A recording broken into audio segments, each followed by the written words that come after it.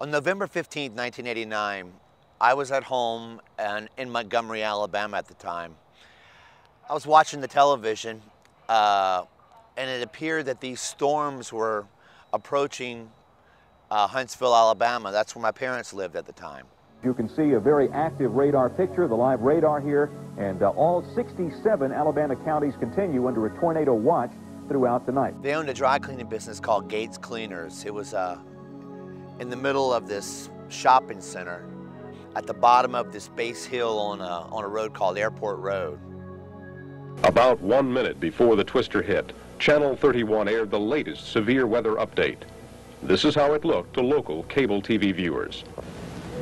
Good afternoon from Channel 31. I'm Gary Dobbs, once again updating you on our severe weather potential and, in fact, possibilities and events as they occur across the Tennessee Valley. At the time, Huntsville didn't have Doppler radar. It was only in Birmingham. So there was no immediate news. There was no way of knowing exactly how severe it was. Other reports of sightings of funnel clouds around the Tennessee Valley area, some confirmed and some not confirmed. We're continuing to monitor all of those reports and try to pass along the confirmed information as we get them here. This tornado has officially been called an F4 on a scale of 0 to 5. An F4 tornado has winds of 200 tornado to now 250 has moved over the miles an parkway hour. at the Airport Road area. That's the very latest report that we have in.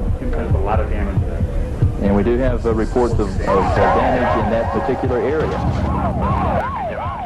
My baby sister was going to school at Auburn.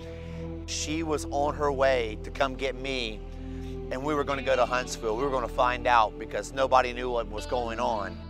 The last thing that ever enters your mind is your parents or anybody that you know will be involved in this. I mean, it's just, you know, it's always somebody else. You know what I have such a hard time understanding, Mr. Mayor? The tornadoes hit this afternoon about, what, 4:30 Central Time, I guess. So we're talking about 5:30 Eastern Time. It wasn't until hours later that we began to hear how bad it was.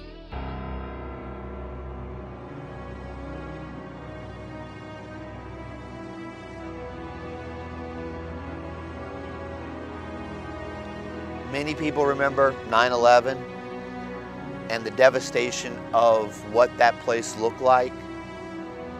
That was my 9/11.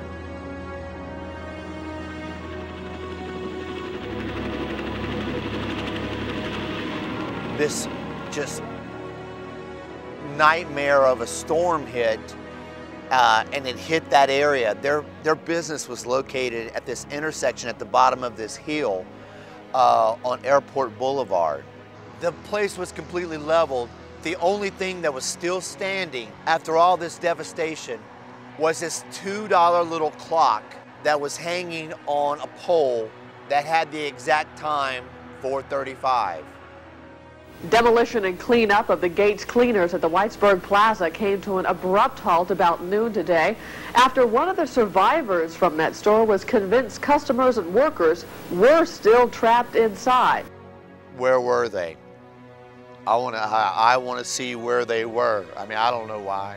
Guy Becker was trapped for 3 hours under fallen debris, and while he and 7 people were found dead or alive inside, he thought there were more.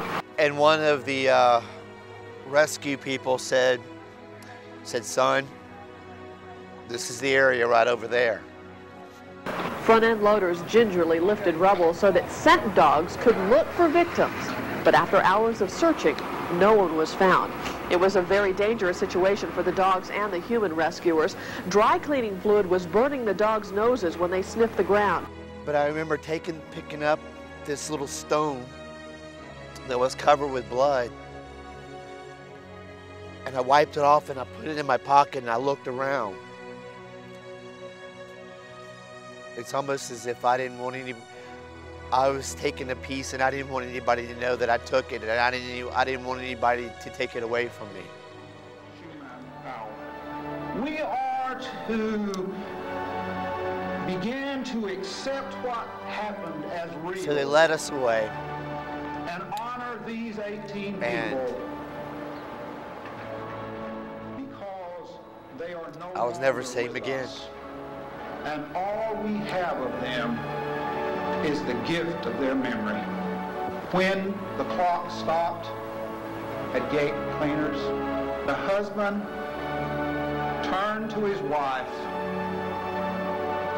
and said the most profound words any of us will ever hear. I love you. And the clock stopped.